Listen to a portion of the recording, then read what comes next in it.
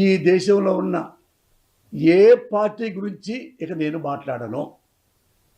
Not only YCP, not only Jaganmohan Reddy గారు, not only Chandrababu గారు, ఎవ్వరి గురించి ఏ పార్టీ గురించి ఏ పార్టీ ఆఫీస్కి వెళ్ళను. మామూలుగా వెళ్ళేవాడిని కదనుకో, ఏం వచ్చినా సరే, టీవీలో వచ్చినా ఇంకోటి వచ్చినా నా బ్రెయిన్లోంచి రాజకీయం అనే మాట తీసి పారేశా. రాజకీయాల్లో ఇంటర్ఫీర్ కాను, రాజకీయాల జోలికి వెళ్ళను, రాజకీయాల గురించి మాట్లాడను, రాజకీయాల దగ్గరికి వెళ్ళను, అందులో ఇంటర్ఫీర్ గాను. ఇంకేమైనా క్లారిటీ ఉంటే చెప్పండి, చెప్తా.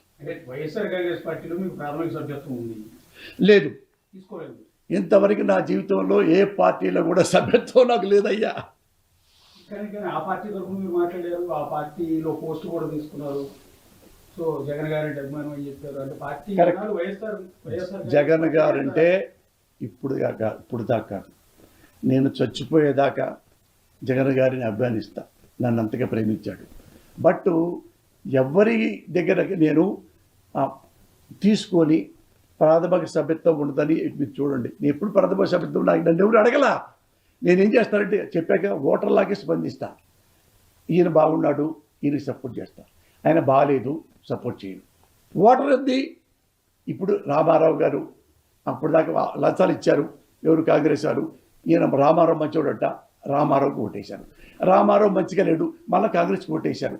సేమ్ నేను అదే. కాకపోతే మా అబ్బాయిల గురించి మాట్లాడడం చూడండి. దీనికి కొనసాగింపుగా ఒక మాట కూడా ఇస్తా. ఇంకొకసారి ఎప్పుడు నా బ్రెయిన్ బ్లాస్ట్ అయిపోయిందంటే, నా బుద్ధి, భారతదేశంలో ప్రజలందరూ ఇదొక్కటి గుర్తుపెట్టుకోవాలి మీ జర్నలిస్టులు. ప్రజలందరూ దీని మీద శ్రమ తీస్తున్నా. ప్రజలందరూ అన్ని పార్టీలకి ఓట్లేశారు, అన్ని పార్టీల్ని గెలిపించారు. Great people, Indian people. పలానా దగ్గర మనకు భరోసా ఉంది, పలానా దగ్గరికి మనం పోవచ్చు, పలాని రకంగా పార్టీ మనకు ఆదుకునే కార్యక్రమం చేస్తుంది, పలాని రకంగా పార్టీ మనకు తోడుగా నిలబడుతుంది అన్న నమ్మకం, అన్న విశ్వాసం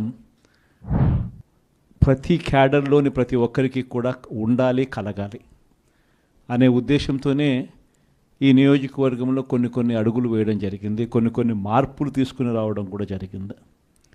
ఇందులో భాగంగానే బలమైన అభ్యర్థి ఉండాలి, ఏ దానికైనా కూడా మేము సిద్ధంగా ఉన్నాము, అన్ని రకాలుగా మీకు తోడుగా ఉన్నాము అనే భావన కలిగించే విధంగా ఇక్కడ ఉన్న క్యాండిడేట్ మీకు అందుబాటులో ఉండాలి అనే ఉద్దేశంతో మనం ఈ మధ్యకాలంలోనే అన్నను మీ అందరికీ కూడా పరిచయం చేయాల్సిన అవసరం లేదు.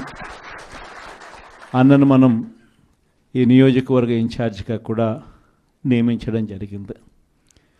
ఈ నియమించిన ఈ నేపథ్యంలో మీ అందరినీ కూడా ఈరోజు ఈ విషయం చెప్పడానికి కూడా మిమ్మల్ని అందరినీ కూడా ఇక్కడికి రమ్మని చెప్పడం జరిగింది, ఆహ్వానించడం జరిగింది.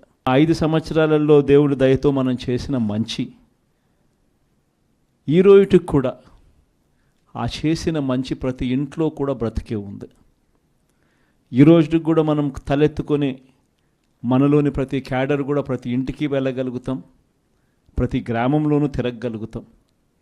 ప్రతి ఇంటికి వెళ్ళి 2019 నుంచి 24 మధ్య మా పాలన జరిగింది.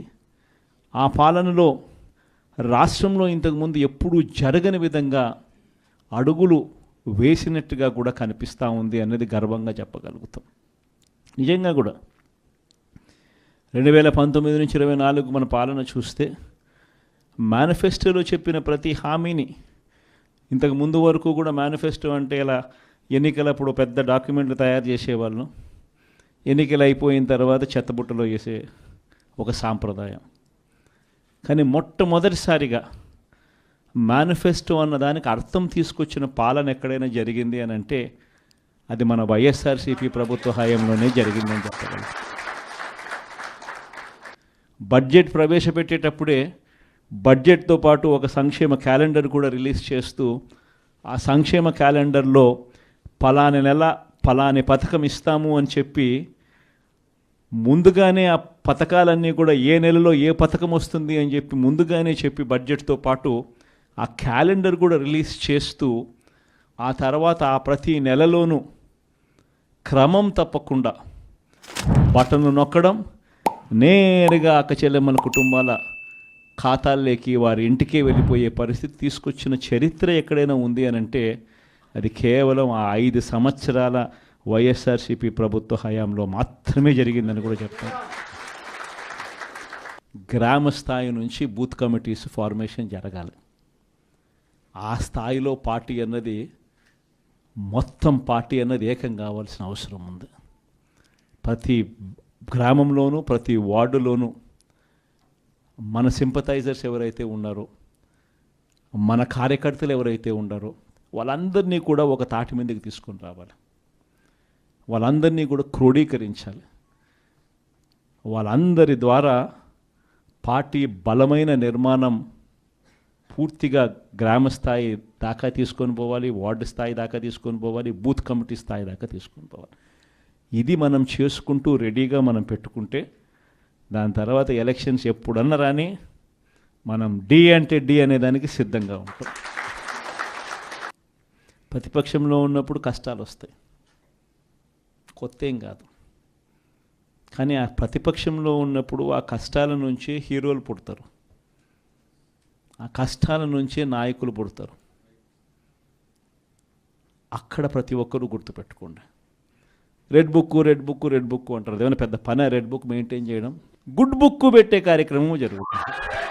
మంచి చేసిన వాళ్ళందరినీ గుడ్ బుక్స్లో పెట్టుకుంటాం, గుడ్ బుక్లో వాళ్ళ పేర్లు రాసుకుంటాం. పలానోడు మంచి చేసినాడు, పలానోడు మంచివాడు, పలానోనికి మనం అధికారంలోకి వస్తే బాగా చూసుకోవాలి, ప్రమోషన్ ఇవ్వాలి అని గుడ్ బుక్లోకి కూడా పేరు పెట్టుకుంటాం. ఎందుకనంటే కొత్త సాంప్రదాయాలకి వీళ్ళంతా నాంది పలుకుతా ఉన్నారు. ఇంతకుముందు ఈ సాంప్రదాయాలు లేవు, ఇంతకుముందు ఎప్పుడూ లేవు. ఇంతకుముందు ఎప్పుడు ఈ మాదిరిగా జరగాల, ఈ మాదిరిగా జరిగించాలన్న ఆలోచన ఎప్పుడు జరగల. మొట్టమొదటిసారిగా చూస్తూ ఉన్నాం ఈ కార్యక్రమాలన్నీ. మరి చంద్రబాబు అనే వ్యక్తి అన్నీ మోసాలే, ఆయన చెప్పినటువన్నీ అబద్ధాలే. ఆ తర్వాత ఖచ్చితంగా మనందరి ప్రభుత్వం అధికారంలోకి వస్తుంది. మనందరం మళ్ళీ మనం కాలర్ ఎగిరేసుకొని మంచి చేసే కార్యక్రమానికి మళ్ళీ శ్రీకారం మనమే చూడగలుగుతామనేది మీ అందరికీ కూడా తెలియజేస్తా ఉన్నా. మంగళగిరి నియోజకవర్గం మరి ఒక ప్రత్యేక పరిస్థితుల మధ్య ఈ నియోజకవర్గం ఉన్న నేపథ్యంలో, సో ఈ నేపథ్యంలో క్యాడర్కు భరోసా అనేది ఖచ్చితంగా ఉండాలి. మితిమీరిన అధికార దుర్వినియోగంతో మన మీద ఏదైనా జరిగినప్పుడు మనకు భరోసా అనేది ఎక్కడో ఉండాలి. పలానా దగ్గర మనకు భరోసా ఉంది, పలానా దగ్గరికి మనం పోవచ్చు, పలాని రకంగా పార్టీ మనకు ఆదుకునే కార్యక్రమం చేస్తుంది, పలాని రకంగా పార్టీ మనకు తోడుగా నిలబడుతుంది అన్న నమ్మకం, అన్న విశ్వాసం ప్రతి క్యాడర్లోని ప్రతి ఒక్కరికి కూడా ఉండాలి, కలగాలి అనే ఉద్దేశంతోనే ఈ నియోజకవర్గంలో కొన్ని అడుగులు వేయడం జరిగింది, కొన్ని మార్పులు తీసుకుని రావడం కూడా జరిగింది. ఇందులో భాగంగానే బలమైన అభ్యర్థి ఉండాలి, ఏ దానికైనా కూడా మేము సిద్ధంగా ఉన్నాము, అన్ని రకాలుగా మీకు తోడుగా ఉన్నాము అనే భావన కలిగించే విధంగా ఇక్కడ ఉన్న క్యాండిడేట్ మీకు అందుబాటులో ఉండాలి అనే ఉద్దేశంతో